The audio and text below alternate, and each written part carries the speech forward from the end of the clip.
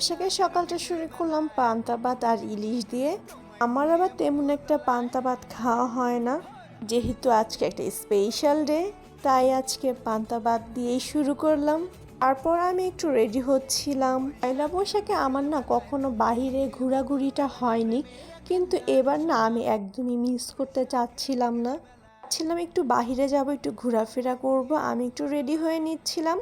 আমার এতটা বেশি চুড়ি পরা হয় না, কিন্তু চুড়ি না পরতে আমার কাছে ভালোই লাগে।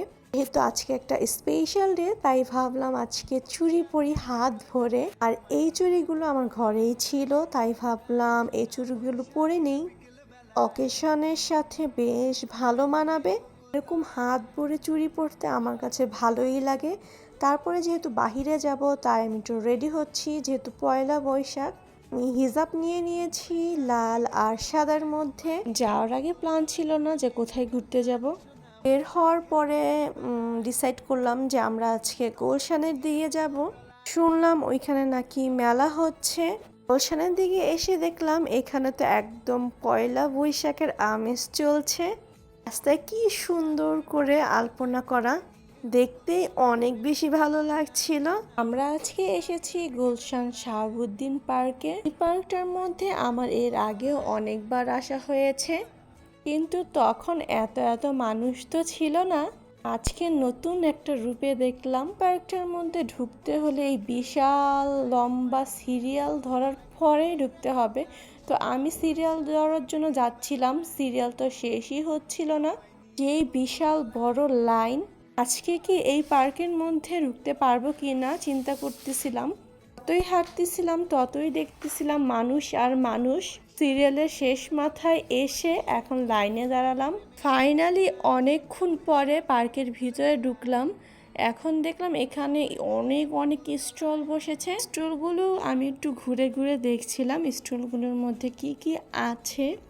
এই স্টলের মধ্যে বাঁশের সব জিনিসপত্র ছিল। সব জিনিস কিন্তু বৈশাখী মেলাতে আসলেই দেখা যায়। তারপরে দেখলাম জুটের অনেক সুন্দর সুন্দর জিনিস ছিল এই মেলাটার মধ্যে। জুটের জিনিস তো আমার বরাবরই অনেক বেশি ভালো লাগে। প্রথমে এই জিনিসটা দেখে আমি একদমই বুঝতে পারিনি এই জিনিসটা কি। তারপরে একটু খেয়াল করে লক্ষ্য করে দেখার পরে দেখছিলাম এখানে মাটির জিনিস তৈরি করা হচ্ছে। চাইলে নিজের হাতে মাটির জিনিস তৈরি করে এখান থেকে নেওয়া যাবে। ব্যাপারটা আমার কাছে খুবই ইন্টারেস্টিং মনে হয়েছে, কেননা এসব জিনিস তো এখন সহজে দেখা যায় না। আমি তো টিভিতে দেখেছিলাম যে মাটি দিয়ে অনেক কিছু তৈরি করে, কিন্তু সামনাসামনি না কখনো আমার এরকম ভাবে দেখা হয়নি। এখানে চাইলে নিজের মতন করে কিছু একটা বানিয়ে সেটা বাসায় নিয়ে আসা যায়। সামনাসামনি এরকম মাটির জিনিস দেখতে পেয়ে আমার কাছে অনেক বেশি ভালো লেগেছে। মেলায় না আসলে এই জিনিসগুলো আসলে মিস করতাম। আমার মতন তোমরা কারা কারা মেলায় গিয়েছো অবশ্যই কমেন্টে জানাবে।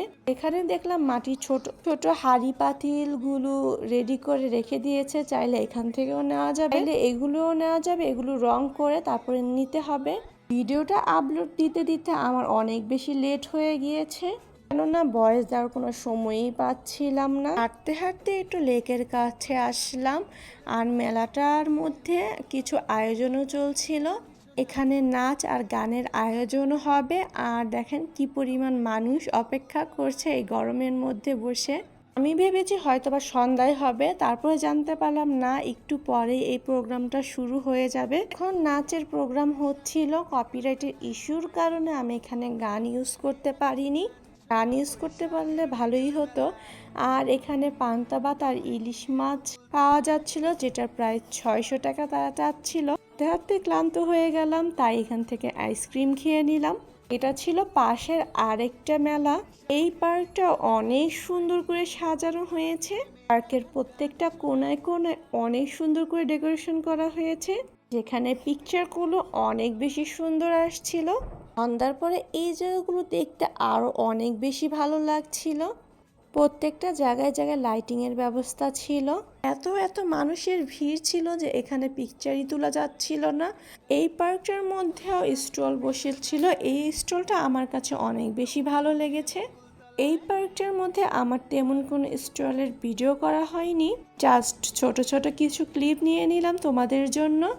হাঁটতে হাঁটতে পুরাই ক্লান্ত হয়ে গিয়েছি। সন্ধ্যার পরে পার্কটা দেখতে অনেক বেশি সুন্দর লাগছিল। আপনাদের কাছে কেমন লাগলো আমার পয়লা বৈশাখের ঘোরাঘুরি অবশ্যই কমেন্টে জানাবে। আমরা কোথায় কোথায় ঘুরতে গেলে অবশ্যই আমাকে কমেন্ট করে জানাবে। আল্লাহ হাফেজ।